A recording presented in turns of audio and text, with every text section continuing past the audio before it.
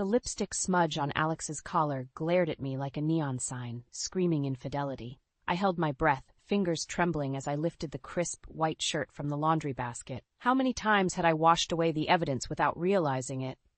"Emma, where are you?" Alex's voice boomed from downstairs, snapping me back to reality. I quickly shoved the shirt back into the basket and plastered on a smile. "Coming, honey!" As I descended the stairs, my mind raced. How long had this been going on? Was I just being paranoid? Alex stood at the bottom, keys jingling impatiently in his hand. "There you are. I'm heading out for a bit. Don't wait up." "Wait, Alex," I said, my voice steadier than I felt. "I thought we were having dinner together tonight. I made your favorite." He cut me off with a wave of his hand. "Something came up at work. We'll do it another time." "But it's our anniversary," I whispered, the words barely audible. Alex paused, his hand on the doorknob. For a moment, I saw a flicker of the man I married 15 years ago. Then, just as quickly, his face hardened. "Oh, right. Sorry, Em. I completely forgot. We'll celebrate this weekend." "Okay?" I could respond. He was gone, leaving me alone with the echo of the slamming door. I sank onto the bottom step, my head in my hands. When had everything gone so wrong? We used to be happy, didn't we? The phone rang, startling me out of my spiral. I answered without checking the caller ID. "Emma, it's Peter. I hope I'm not interrupting anything." Peter, my old friend from college. His warm voice was a balm to my frayed nerves. "No, not at all," I said, trying to keep the tremor out of my voice. "How are you?" "I'm good. Listen, I'm in town for a few days. I was wondering if you'd like to grab coffee, catch up a bit?" I hesitated. Alex wouldn't like it if I met up with another man, even an old friend. But then again, Alex wasn't here, was he? You know what? That sounds great. When were you thinking? We made plans to meet the next afternoon at a little cafe downtown. As I hung up, I felt a tiny spark of excitement. It had been so long since I'd done anything for myself. The next day, I found myself sitting across from Peter, clutching a steaming latte. He looked good, a few more lines around his eyes perhaps, but still with that boyish grin I remembered. "So, Emma," he said, leaning forward, "and how's life treating you?" I opened my mouth to give my usual response. "Fine, everything's great." But something stopped me. Maybe it was the genuine concern in Peter's eyes, or maybe I was just tired of pretending. "Honestly, not great," I admitted. "Alex and I, we're having some problems." Peter's brow furrowed. "I'm sorry to hear that. Do you want to talk about it?" And suddenly, the floodgates opened. I told him everything. The emotional distance, the forgotten anniversaries, the lipstick on the collar. Peter listened without judgment, occasionally reaching out to squeeze my hand comfortingly. As I finished my story, wiping away a stray tear, Peter's phone buzzed. He glanced at it and frowned.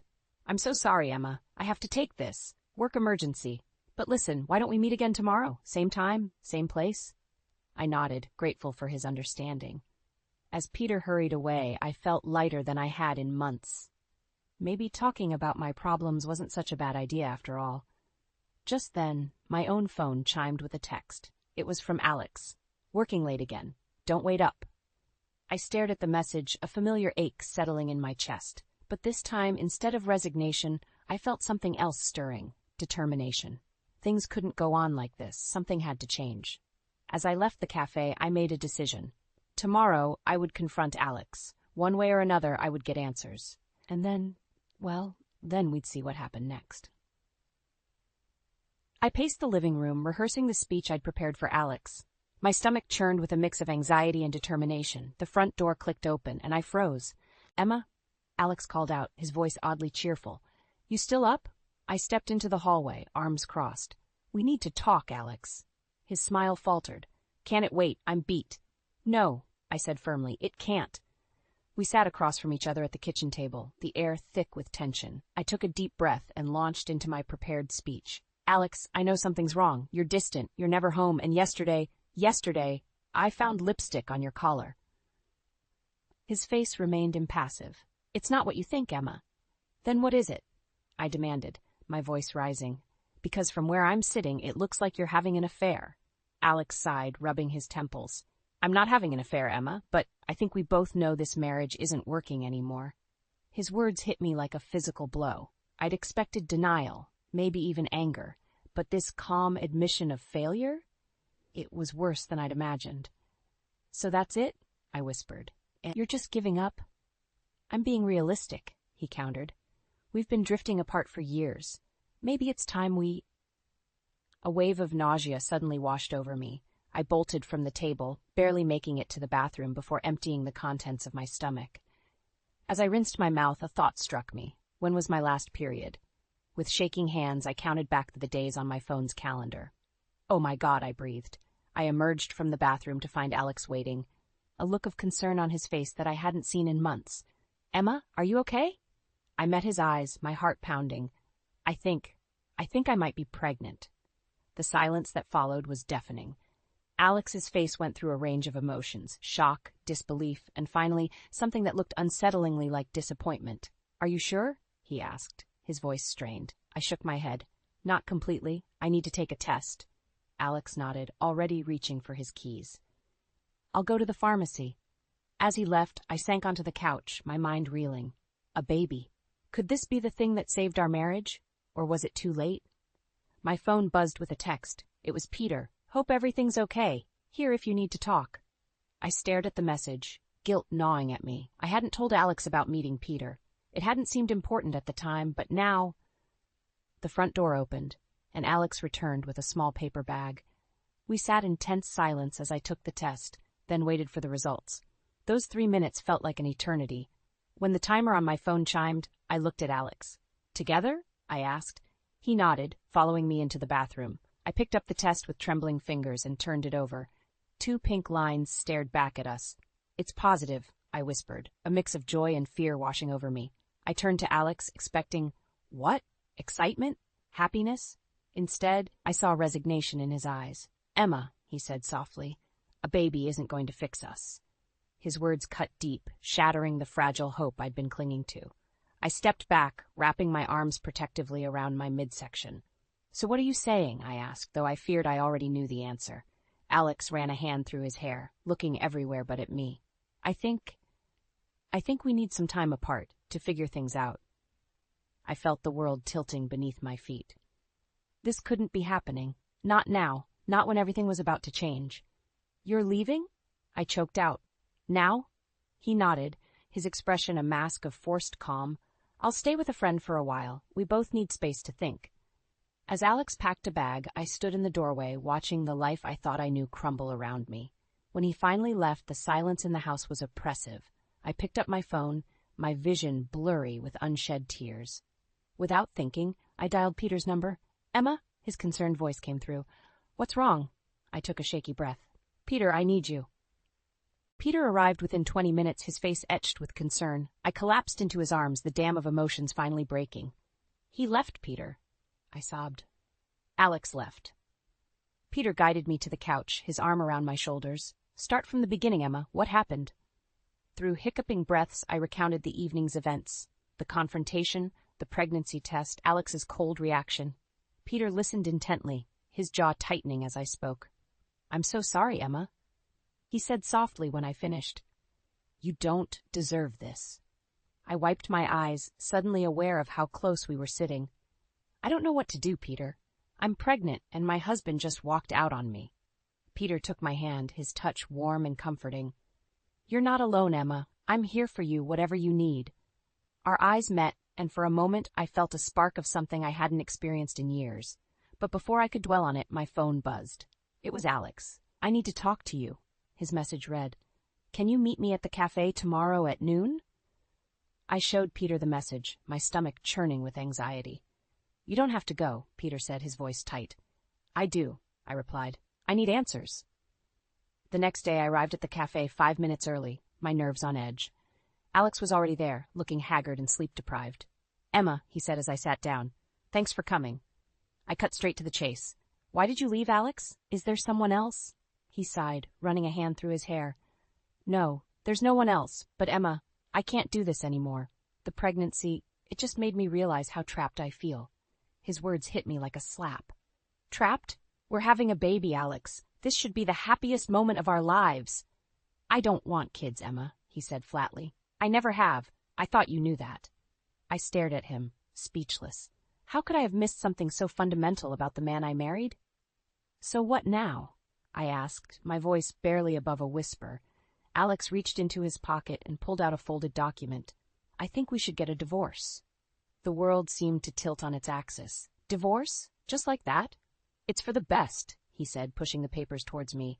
I've already signed. Take some time to look it over. I stood up abruptly, nearly knocking over my chair. You don't get to decide what's best for me or this baby, Alex. I thought our marriage meant something to you. Emma, please? But I was already walking away, tears blurring my vision.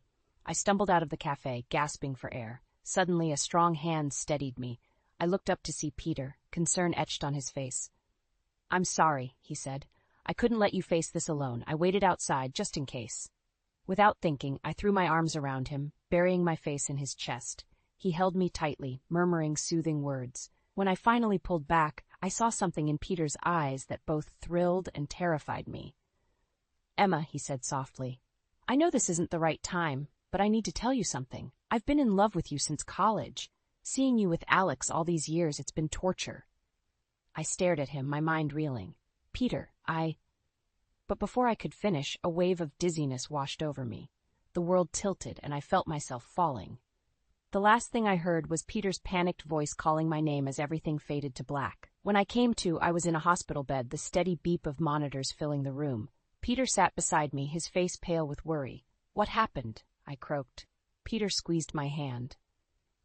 You fainted. The doctors, Emma, they found something during the ultrasound. My heart raced. The baby?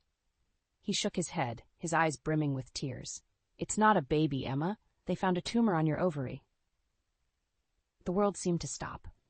In that moment, faced with a failing marriage, an unexpected confession of love, and now this devastating news, I realized my life would never be the same again. The stark white walls of the hospital room seemed to close in on me as I tried to process the doctor's words. A tumor, not a baby. The cruel irony wasn't lost on me. Miss Thompson, Dr. Patel said gently, I know this is a lot to take in, but we need to discuss your options. I nodded numbly, grateful for Peter's steady presence beside me. His hand in mine was an anchor in the storm of emotions threatening to overwhelm me. The tumor is sizable, but we caught it early, Dr. Saab Patel continued. With immediate treatment, your prognosis is good. However, I tensed, bracing myself for more bad news. The treatment will likely affect your fertility. If you want to preserve the option of having children in the future, we need to act quickly. My mind reeled. Children. The future. Just days ago, I thought I was pregnant, and now... I need some time, I whispered. Dr. Patel nodded sympathetically. Of course, but please don't take too long. Time is of the essence. As she left, Peter turned to me, his eyes brimming with concern. Emma, I'm here for you. Whatever you decide, I'll support you. His words, meant to comfort, only served to remind me of the complexity of our situation. Peter's confession of love hung between us unaddressed in the wake of my diagnosis. I need to talk to Alex, I said suddenly. Peter's face fell, but he nodded. Of course. Do you want me to call him? I shook my head. No, I need to do this myself.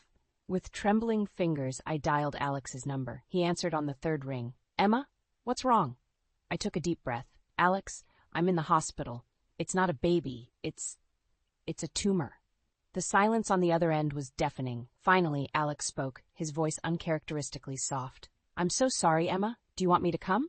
No, I said quickly. I needed you to know. And Alex, I'm signing the divorce papers. I ended the call before he could respond, a weight lifting from my shoulders. For the first time in years, I felt like I was taking control of my life. Peter watched me carefully. Are you okay? I managed a small smile. No, but I will be. The next few days passed in a blur of tests, consultations, and difficult decisions. I opted for fertility preservation before starting treatment, clinging to the hope of a future I wasn't sure I'd have. On the day of my surgery, I found myself sharing a room with an elderly woman named Margaret. She had a kind face and a no-nonsense attitude that I immediately appreciated. First time? She asked, as I nervously fiddled with my hospital gown. I nodded.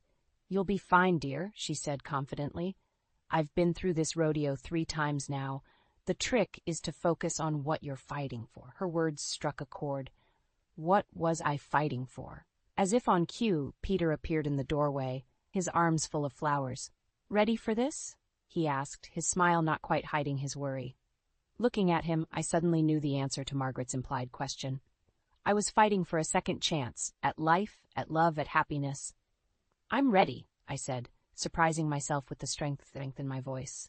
As the nurses came to wheel me to surgery, I caught Peter's hand.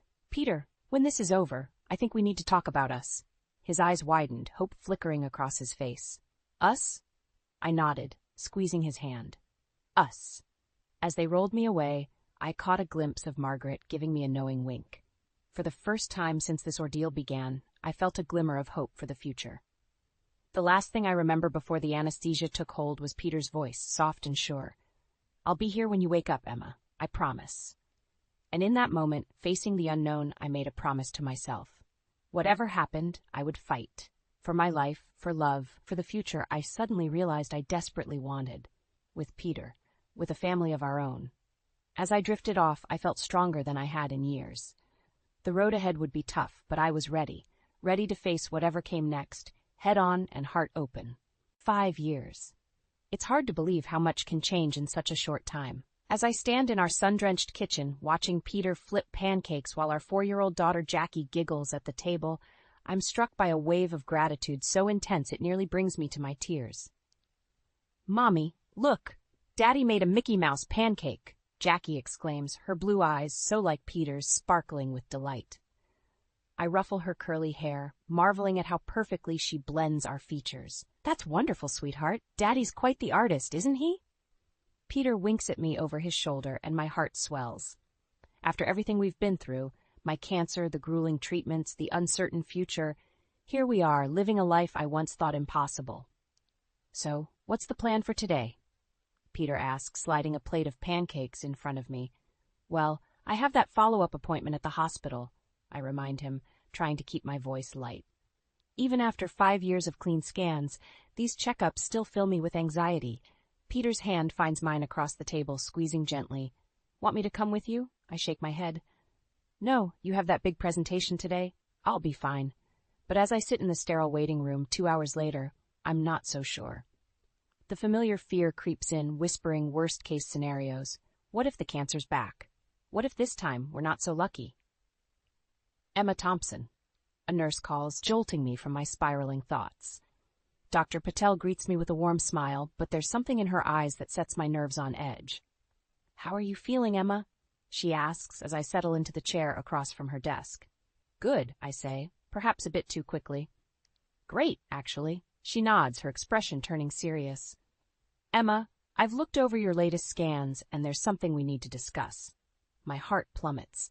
This can't be happening. Not now. Not when everything is finally perfect.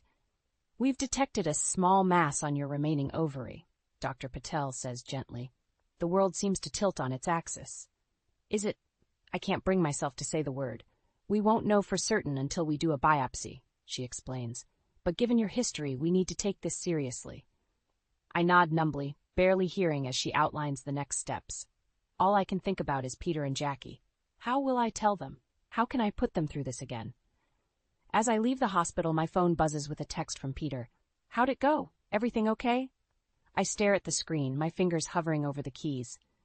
I should tell him. He deserves to know, but the thought of seeing the worry in his eyes, of watching our perfect life crumble again, I can't bear it. "All clear," I type back, hating myself for the lie even as I hit send. "See you at home. Love you." The guilt gnaws at me as I drive home, warring with the fear that threatens to overwhelm me. I know I should be honest, should lean on Peter's strength like I did before, but a small, selfish part of me wants to protect this happiness we've built, even if just for a little while longer. As I pull into our driveway, I see Jackie playing in the front yard, her laughter carrying on the warm summer breeze. Peter waves from the porch, his smile so full of love and trust that it breaks my heart. In that moment, I make a decision. I won't tell them. Not yet. I'll go through the biopsy alone, carry this burden myself until I know for sure. It's not fair to them, I know, but the thought of watching the light fade from their eyes is more than I can bear. "Mommy's home!" Jackie shrieks, running towards me with open arms. I scoop her up, holding her close and breathing in the sweet scent of her hair. Peter joins us, wrapping us both in a warm embrace. "Everything okay?" he murmurs into my ear. I force a smile, burying my face in Jackie's curls to hide the tears that threaten to fall. Everything's perfect, I lie, my voice barely above a whisper. And as we stand there, a picture-perfect family, in the fading afternoon light, I silently pray that my deception won't be the thing that finally tears us apart. The soft glow of candlelight danced across Peter's face as he raised his glass. To 5 wonderful years, he said, his eyes shining with love, and to many more. I clinked my glass against his, forcing a smile. The weight of my secret pressed down on me, threatening to shatter this perfect moment. It had been 2 weeks since my appointment, and the biopsy results were due any day now. Every ring of my phone sent my heart racing. "You okay, Em?" Peter asked, his brow furrowing with concern. "You seem distracted." I opened my mouth to confess everything, but the words caught in my throat. "I'm fine," I lied, hating myself for it. "Just thinking about how lucky we are." Peter reached across the table, taking my hand in his. "We are lucky. You, me, Jackie. We're a team, remember? Nothing can break us apart." His words, meant to comfort, only twisted the knife of guilt deeper. I was about to respond when a familiar voice cut through the restaurant's ambient noise. "Emma, is that you?" I froze, my blood turning to ice. Slowly, I turned to face a ghost from my past. Alex. He stood there, looking older but still handsome, a mix of surprise and something else, regret, on his face. "Alex," I managed, my voice barely above a whisper. "What are you doing here?" He gestured vaguely. "Business dinner. I didn't expect to see you." Peter's hand tightened around mine, a silent show of support. "Alex," he said, his voice cool but polite.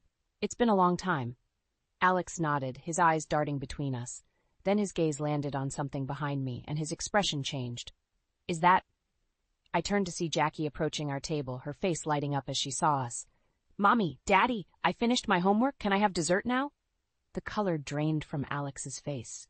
She's yours?" he asked, his voice strangled. In that moment I saw the wheels turning in his head, the mental math he was doing, and I realized with horror what he must be thinking. "Alex, it's not." I started, but he cut me off. "How could you keep this from me?" he demanded, his voice rising. "All these years, and you never told me I had a daughter?" The restaurant fell silent, all eyes turning to our table. Jackie looked between us, confusion and fear clouding her young face. "Mommy? Who's that man?" Peter stood up, placing himself between Alex and Jackie. "I think you need to leave," he said firmly. But Alex wasn't listening. His eyes were locked on Jackie, a storm of emotions playing across his face. "She has my eyes," he whispered. "No, Alex." "You don't understand," I pleaded, but it was too late. He pushed past Peter, reaching for Jackie. "Come here, sweetheart. I'm your real father." Jackie screamed, shrinking back. Peter grabbed Alex's arm, his face thunderous. "That's enough." The restaurant erupted into chaos. Patrons gasped and murmured, waiters rushed towards us, and through it all, Jackie's sobs pierced my heart. I stood there, paralyzed by the nightmare unfolding before me. This was my fault, my lies, my secrets. They had led to this moment. As security guards appeared, pulling Alex away, his words echoed through the restaurant. "She's my daughter. Emma, how could you do this to me?" I watched as they dragged him out, his accusations ringing in my ears. Peter held a trembling Jackie, whispering soothing words. And me? I stood there, the weight of my deceptions crushing me. In that moment, as the world seemed to crumble around me, my phone buzzed. With shaking hands, I pulled it out to see a message from Dr. Patel. "Emma, we have your results. Please call us as soon as possible." I stared at the screen, a hysterical laugh bubbling up in my throat. Of course, this would happen now when everything was falling apart. As Peter turned to me, his eyes filled with questions and hurt, I realized I had reached a crossroads. No more lies, no more secrets. It was time to face the truth, no matter the cost.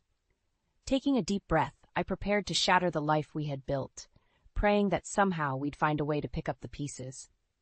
The restaurant was in chaos. Jackie's sobs pierced the air as Peter held her close, shielding her from Alex's wild-eyed gaze. I stood frozen, my phone clutched in my hand, Dr. Patel's message burning into my vision. "Emma!" Alex's voice cut through the din. "You can't keep my daughter from me." Peter's face hardened. "She's not your daughter, Alex. Leave, now." But Alex wasn't listening. He lunged forward, reaching for Jackie. Peter stepped back, but Alex's fingers grazed Jackie's arm. She screamed, a sound that shattered my paralysis. "Don't touch her!" I shouted, stepping between them. Suddenly a large figure appeared beside us. "Is there a problem here?" A deep voice rumbled. I turned to see a muscular man in his mid-40s, his eyes sharp and assessing the situation. Recognition flashed across Peter's face. "Richard?" Peter said, relief evident in his voice. "Thank God. This man is harassing my family." Richard's jaw set as he turned to Alex. "Sir, I'm going to have to ask you to step back." Alex's face contorted with rage. "You don't understand. That's my daughter." Before anyone could react, Alex shoved past Richard, making another grab for Jackie. In a blur of motion, Richard caught Alex's arm, twisting it behind his back. "That's enough," Richard growled. "You're coming with me." As Richard began to lead Alex away, I saw a dangerous glint in my ex-husband's eye. Time seemed to slow as Alex wrenched free, his hand disappearing into his jacket. "Alex," I started, but it was too late. The glint of metal made my heart stop. "A knife!" Where had he gotten a knife? "Jackie!" I screamed, lunging forward. Everything happened in a fraction of a second. Richard tackled Alex to the ground, the knife clattering across the floor. Peter shielded Jackie with his body. And I stood there, my world tilting on its axis, as security guards swarmed in, restraining Alex. The adrenaline drained from my body. I sank to my knees, trembling uncontrollably. "Emma?" Peter's voice sounded far away. "Emma, are you okay?" I looked up at him, at Jackie's tear-stained face, and something inside me broke. The weight of my lies, the fear of my diagnosis, the shock of Alex's actions, it all came crashing down. "I'm sorry," I sobbed. "I'm so sorry. I've ruined everything." Peter knelt beside me, confusion etched on his face. "Emma, what are you talking about?" I took a shaky breath, knowing that the next words out of my mouth would change everything. "The tumor, it's back, and I didn't tell you." The color drained from Peter's face. "What?" "I was scared." I whispered. "I didn't want to hurt you and Jackie. I thought I could handle it alone." Peter's expression cycled through shock, hurt, and finally a deep sadness that broke my heart. "Emma, we're a team. You should have told me." As the police arrived to take statements, the gravity of the situation settled over us. Alex was being led away in handcuffs, shouting about paternity tests and lawyers. Richard stood nearby, giving his account to an officer. And we sat there on the floor, our perfect life in shambles. My phone buzzed again. Dr. Patel, no doubt wondering why I hadn't called back. The future I'd been avoiding loomed before me. More tests, more treatments, more uncertainty. "What do we do now?" I asked, my voice barely above a whisper. Peter took a deep breath, squeezing Jackie's hand. "We face it together, all of it." As we sat there, surrounded by the wreckage of our anniversary dinner, I realized we'd reached a turning point. The lies, the secrets, the past we thought we'd left behind, it had all caught up with us, and now we had to decide, would we let it tear us apart, or would we find the strength to rebuild? Looking into Peter's eyes, I saw a flicker of the love that had brought us together, and in that moment, I made a silent vow. No more secrets, no more lies. Whatever came next, we'd face it as a family. But as the police approached to take our statements, I couldn't shake the feeling that the worst was yet to come. The sterile walls of the police station seemed to close in on me as I sat across from Alex, his hands cuffed to the table. Peter stood in the corner, his presence a silent pillar of strength. "Why, Alex?" I asked, my voice barely above a whisper. "Why did you do this?" Alex's eyes, once so familiar, now seemed like those of a stranger. "You took my child from me, Emma. What did you expect?" I took a deep breath, steeling myself for what I was about to say. "Jackie isn't your daughter, Alex. She never was." His face contorted in confusion, then anger. "What are you talking about? You were pregnant when we separated." "I thought I was," I admitted, but it wasn't a baby. It was a tumor. The silence that followed was deafening.